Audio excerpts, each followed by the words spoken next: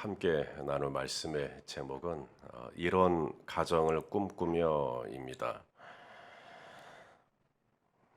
어떤 분이 영국으로 휴가를 갔는데요. 해변을 걷다가 보니까 이 갈매기들이 이렇게 떼로 죽어 있는 모습을 본 겁니다. 한두 마리가 아니라 굉장히 많은 갈매기들이 즐비한 거죠, 시체로. 공기도 좋고 또 환경도 좋고 나쁘지 않은데 왜 갈매기들이 이렇게 집단으로 이렇게 죽어 있나? 마침 청소하시던 분이 옆에 있어가지고 이거 무슨 일이냐고 물었대요. 그랬더니 이유가 뭐냐면 이 관광객들이 던져주는 과자하고 사탕 때문이라는 거예요. 이 갈매기들이 거기에 길들여진 겁니다. 바다에 가서 고기를 잡는 게 아니라 관광객들이 과자 주고 사탕 주고, 그러니까 갈매기들이 바다를 갈 이유가 없죠. 관광객들이 다 주니까. 근데 이제 코로나가 와가지고 관광객들이 아무도 안 오는 거예요. 그러니 갈매기들이 굶어 죽어버린 겁니다. 조금만 나가면 바다가 있고 그 바다 안에는 무궁무진한 풍성한 것이 기다리고 있는데도 사람이 던져주는 그 자극적인 새우깡, 그게 뭐라고? 사람이 던져주는 그 비스켓, 사탕, 이런 게 뭐라고? 거기에 길들여져 가지고 그 자극적인 맛, 그 달콤한 맛, 거기에 길들여져 가지고 사람들이 안 오니까 이제 굶어 죽어버린 겁니다. 저는 그 이야기를 들으면서 하나님께서 이스라엘 백성들에게 가지고 계시는 걱정, 이제 이 백성이 이제 광야 생활을 마치고 가나안 땅에 들어가게 될 건데 하나님이 마음이 안 놓이시는 거죠. 냇가에 내놓은 아이처럼. 왜냐하면 지금 광야 때는 하나님이 만나를 주시잖아요. 근데 가나안 땅 들어가면 더 이상 만나 없거든요. 혹여라도 이 백성이 가나안 땅 들어가 가지고 그 가나안 사람들의 어떤 그런 사탕, 가나안 우상들이 던져주는 그 과자, 비스켓, 이런 것에, 자극적인 것에, 그런 것에 혹시라도 오염이 돼가지고 이 백성이 하나님을 경외하지 않고 하나님을 떠나면 어떡하나. 하나님께서 이스라엘 백성들에게 만나를 주신 이유가 뭐였는지 혹시 기억하세요? 너희 조상들도 알지 못하던 만나를 너희에게 주신 것은 사람이 떡으로만 사는 것이 아니라 오직 하나님의 입에서 나오는 모든 말씀으로 살 것이니라. 하나님의 입에서 나오는 말씀으로 사는 법을 훈련시키기 위해서 만나를 40년 동안 주셨는데도, 그래서 무궁무진한 하나님의 입에서 나오는 생명의 양식이 여기 가까이에 있는데도 이걸 안 하고 자꾸 어디서 누가 사탕 준다 그러면 사탕 준다, 어디서 누가 과자 준다 그러면 과자 준다고, 여기에 진짜 나를 살리고 여기에 진짜 내 영혼의 만나가 여기 다 있는데 이건 안 하고 자꾸 그런 자극적인 것에 이거 하면 뭐 좋다 그러고 이거 하면 뭐 잘 된다 그러고, 그렇게 될까 봐 하나님께서 염려하시는 거죠. 그래서 어제도 너희는 풍속을 따르지 말라고. 이 풍속이라는 것이 그런 자극적인 거 아닙니까? 말초적인 것 아닙니까? 부모의 형제나 자매와 성관계하지 마라. 며느리나 형수나 제수와도 그러지 마라. 아내의 직계 곧 처형이나 처제라도 그러지 마라. 금지된 성관계를 계속해서 얘기하셔요. 왜냐하면 그게 자극적이거든요. 그게 아주 말초적인 거거든요. 그러니까 이제 밋밋하단 말이죠. 그냥 부부관계는. 그래서 더 자극적인 걸 찾다가 그렇게 자꾸 선들을 넘어가는 것이죠. 저는 하나님께서 왜 이런 말씀들을 이렇게 구체적으로 이렇게 언급하시면서 하셨을까? 하나님께서 이스라엘 백성들에게 뭘 기대하셨을까?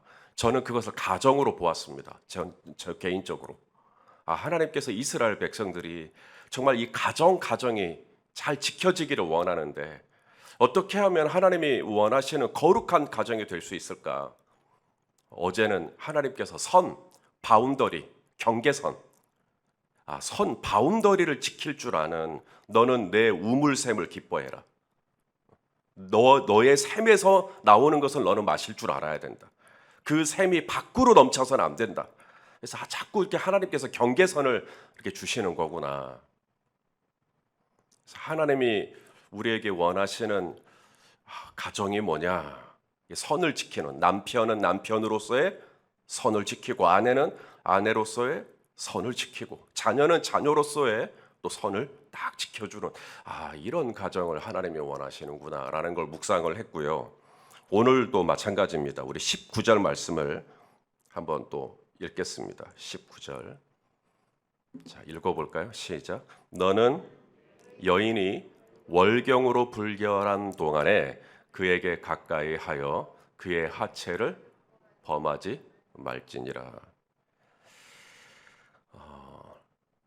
여러분, 여성이 생리하는 것은 불결한 게 아니에요.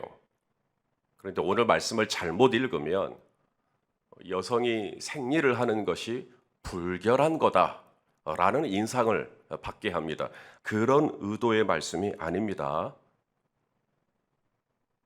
요사이 각 가정에서 딸이 처음으로 생리를 하게 되었을 때 그것을 부끄럽게 여기거나 수치스럽게 여기고 숨기고 그런 가정은 많이 찾아보기가 힘든 것 같습니다. 요사이는 딸이 첫 생리를 하는 날 꽃다발도 주고 저도 제 딸한테 반지도 주고 선물도 주고 그러면서 축하한다고 그렇게 인사를 건넸었습니다. 여성이 생리를 하는 것은 당연한 거고 그리고 건강한 겁니다.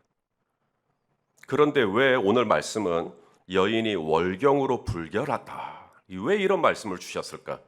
이유가 있습니다. 성경에서는 여인의 생리를 이야기할 때 그 생리는 반드시 출산과 연결이 됩니다. 예를 들어서 아브라함의 아내 사라가 아이를 낳지 못하죠. 임신을 못합니다. 그러면 임신을 못한다 이렇게 해야 되는데 성경은 생리가 끊어졌다 이런 표현을 씁니다. 우리 창세기 18장 11절 말씀을 읽겠습니다. 시작. 아브라함과 사라는 나이가 많아 늙었고 사라에게는 여성의 생리가 끊어졌는지라. 그러므로 오늘 본문 18절에 나오는 이 여성의 월경, 여성의 생리는 출산을 한 지 얼마 안 된 여인의 모습을 이야기하는 겁니다. 이제 막 출산을 한 거예요. 그리고 얼마 되지 않은 여인이 출산을 하고 나면 가장 그 몸이 약한 상태가 되죠. 그래서 여인이 출산을 하고 나서 몸조리 잘해야 돼요, 못 해야 돼요? 잘해야 됩니다. 여인의 몸이 가장 약한 상태가 돼요. 그래서 이 몸이 회복하기 위해서는 최소 4주에서 6주 정도 걸린다고 이야기를 합니다. 그래서 4주에서 6주 정도는 완벽하게 찬바람도 맞으면 안 되고 지켜주고 보호해줘야 돼요. 그런데 그 출산을 한 지 얼마 안 된 상태에서 부부관계를 하지 마라라는 이야기입니다. 왜냐하면 여인의 몸이 너무나 약해 있기 때문에 여인의 몸이 너무 힘들어하고 있기 때문에 충분하게 회복이 된 게 아니기 때문에 그때 관계를 하게 되면 불결한 거다라는 말씀을 지금 하고 있는 거예요. 21세기를 사는 우리야 출산 후 얼마 되지 않은 채 부부관계를 하는 것이 얼마나 여성에게 큰 부담인지를 알고 있기 때문에 그것이 지극한 상식이지만 여러분 지금으로부터 지금 3,000년도 더 된 이스라엘 백성들에게 하나님께서 가나안 땅에 입성하기 전에 지금 규례와 법도를 주고 있는 겁니다.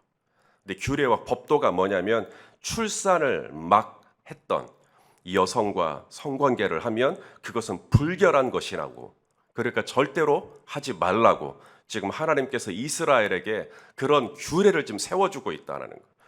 이곳에 우리 자매님들이 계시지만 우리 하나님 너무 여성에게 섬세하시고 굉장히 배려하시지 않습니까? 저는 어제 이 말씀 묵상하다가 정말 감동이 되던데, 야, 우리 하나님 이렇게까지나 신경 쓰시는구나.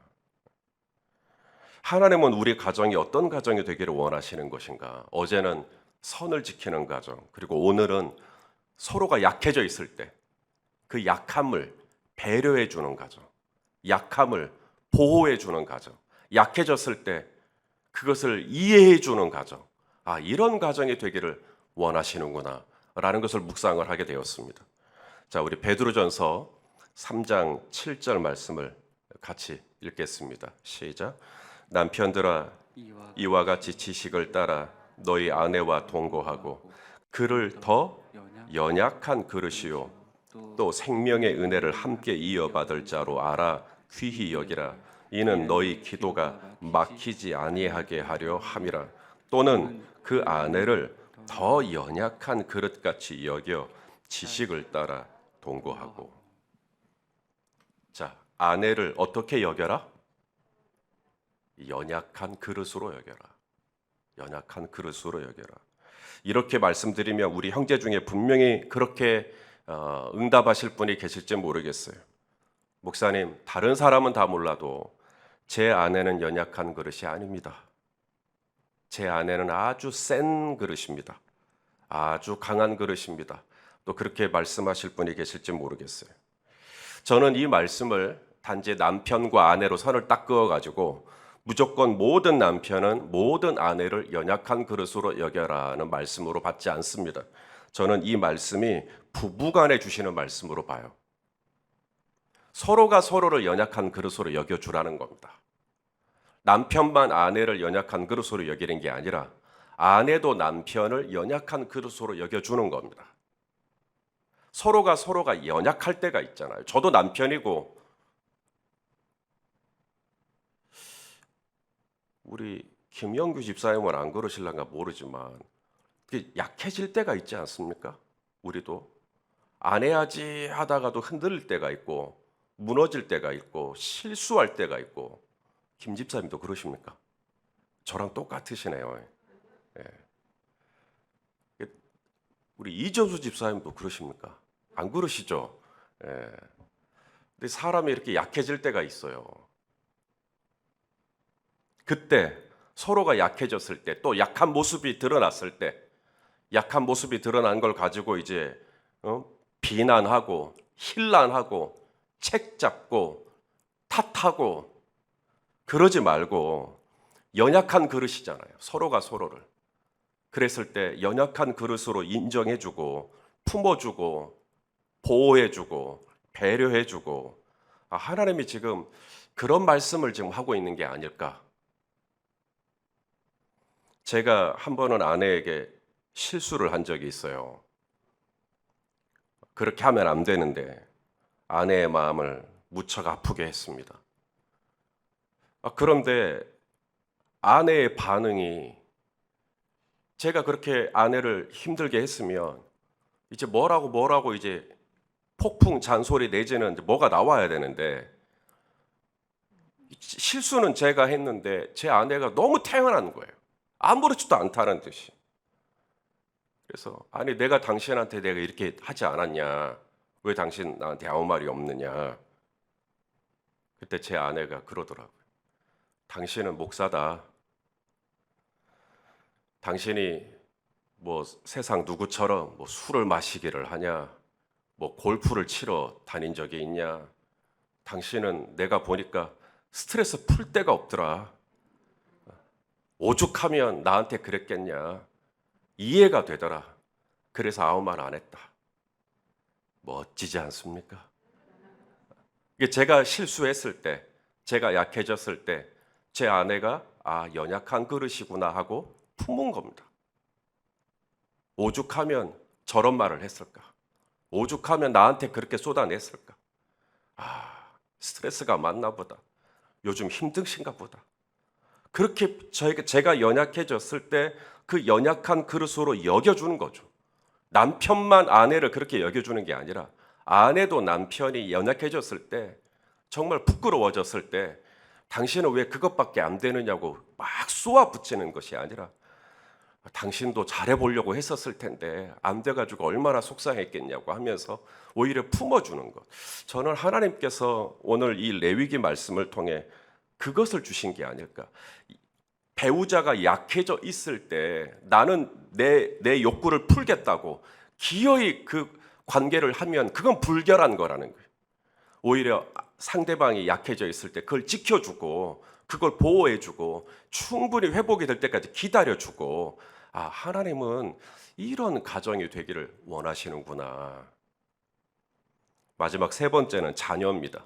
이제 자녀에 대한 말씀도 오늘 본문 21절에 하십니다. 우리 21절 말씀 또 읽어보겠습니다. 시작. 너는 결단코에다가 여러분 동글뱅이를 켜십시오. 강조거든요. 결단코 그다음 뭐예요? 자녀를 몰렉에게 주어 불로 통과하게 함으로 내 하나님의 이름을 욕되게 하지 말라. 나는 여호와이니라. 결단코, 이 말에 이 전제가 있죠. 우리가 그렇게 할 수 있다라는 거예요. 그렇게 될 수 있다라는 거예요. 또 정신 못 차리고 자녀를 몰렉에게 줘요. 결단코라는 말은 자칫 잘못하면 우리가 그렇게 할 수 있다라는 거예요. 오늘 본문에서는 그냥 그렇게 하지 말아라, 그렇게 하면은 하나님의 이름을 욕되게 한다, 요 정도인데요. 20장에 가면 굉장히 셉니다. 몰렉에게 자녀를 드리면 그 사람 죽여라, 이렇게 얘기나 하십니다. 우리 레위기 20장 2절입니다. 시작. 너는 이스라엘 자손에게 또 이르라.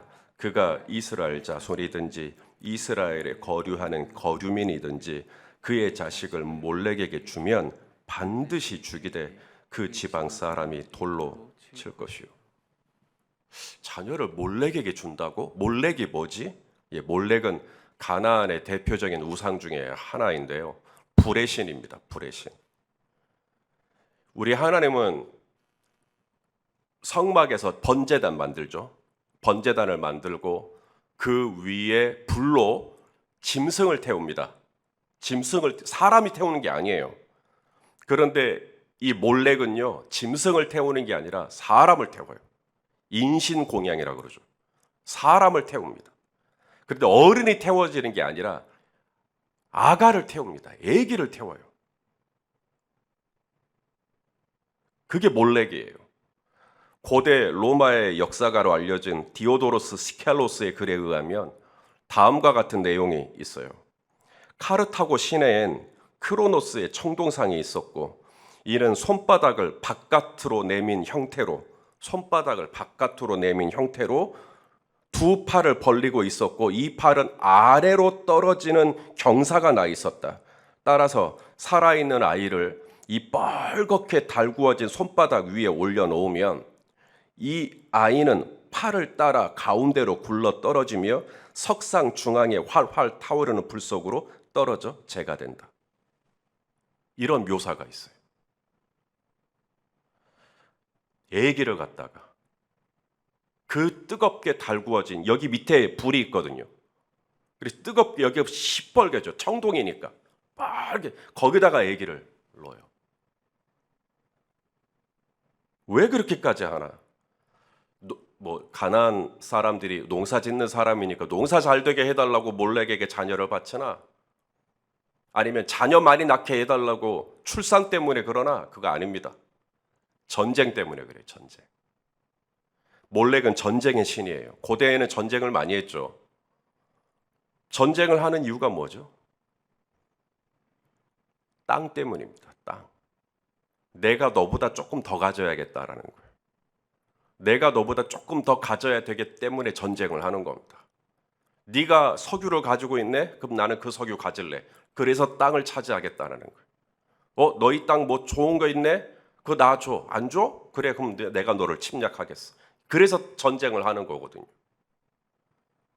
조금이라도 남들보다 더 차지하겠다는 거예요. 땅을 한 평이라도 더 갖는 것이 아가들에게 뭐가 그렇게 중요하겠습니까? 아가들은 그거 하나도 몰라요. 땅을 갖겠다는 욕심은 순전히 어른들의 욕심이죠.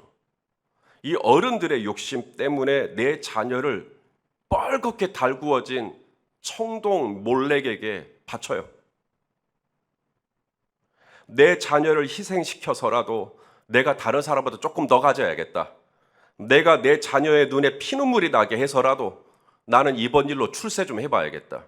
내가 내 자녀를 희생시켜서라도 내가 남들보다 좀 더 있어 보여야 되겠다. 이게 몰렉입니다. 이게 가나안 사람들의 풍속이에요. 당신의 자녀를 바치면 당신은 잘 된다. 당신의 자녀를 죽여라. 그러면 당신은 잘 된다. 다 자녀를 위한 일이라고 해라. 하나님은 이스라엘이 가나안에 살지만 절대로 이 가나안의 풍속을 따르지 않기를 원했어요. 내 자녀를 죽으면 안 되니까. 어른들의 욕심 때문에 자녀를 희생시키는 가나안의 세대의 가치관, 가나안의 풍속, 절대로 이렇게 따라가지 않기를 원했다 이 말입니다. 오늘날 청소년 인권단체에서 일관되게 외치는 소리가 하나 있어요. 들어보셨을 거예요. 우리 자녀들 학습 시간 줄이기. 벌써 몇 년 됐습니다. 지금도 학습 시간 좀 줄여주라고 우리 자녀들. 제가 자료를 찾아보니까 대한민국에 지금 중학생만 되면 이런답니다. 7시에 기상, 8시에 등교, 정규 수업은 3시에 끝, 10시까지 보충 수업 및 자율학습, 10시에 끝나면 자정까지 학원 뺑뺑이, 집에 와서 씻고 학원 숙제, 학교 숙제, 2, 3시에 취침, 다시 아침 7시 기상. 저도 언젠가 이 땅의 청소년 학생들을 위해서 기도하는데 하나님께서 어찌나 그렇게 깨지는 마음을 제 안에 부어지던지요. 대한민국 학생들 정말 불행하구나. 영화 관상이라고 하는 영화가 있어요. 거기에 그런 대사가 나옵니다. 마지막 부분에 관상을 보는 사람 얼굴, 평생 사람들 얼굴만 봤지 저는 시대를 볼 줄 몰랐습니다 라고 하는 대사가 나와요. 사람들 얼굴만 봤지 시대는 볼 줄 몰랐다. 그러면서 설명하기를 마치 바다를 볼 때 파도만 볼 줄 알았지 정작 파도를 일으킨 바람은 보지 못했었습니다. 바람을 읽어야 파도를 예상을 하는데 파도만 보고 파도를 막으려고 하니 파도가 바람을 읽을 수가 없었습니다. 예수님께서 꼭 그런 말씀을 하셨어요. 누가복음 12장 56절에 외식하는 자여 너희가 천지의 기상은 분간할 줄 알면서도 파도는 읽을 줄 알면서 이 시대는 이렇게 해야 돼요. 오늘날은 그렇게 해야 돼요. 그렇게 내 자녀를 뺑뺑이 돌려야 돼요. 정신 차리게 하면 안 돼요. 학습 습관을 잡아줘야 돼요. 이 시대에 천지의 기상은 분간할 줄 알면서도 어찌 이 시대는 분간할 줄은 모르느냐. 그렇게 파도를 쳐야 된다는 것은 강조하면서도 정작 그 파도를 일으키는 바람은 보지 못하는 하나님께서 우리 각자에게 다 가정을 맡겨주셨죠. 이제 가나안 땅에 들어가기 직전인데 정말 하나님이 이 가나안 같은 이 세상에서 내가 어떤 가정을 꾸리기를 원하시는가? 남들은 선이 다 없어요. 막 고모, 이모, 아버지, 며느리 뭐 이렇게 선이 없어요. 하나님은 우리 가정이 선을 지켜주는 그런 가정이 되기를 원하시는구나. 아내가 가장 약해 있을 때 아내를 배려해 줄 줄 알고 남편이 약해 있을 때 또 아내가 또 남편을 배려해 줄 줄 아는 이런 가정이 되기를 원하시는구나.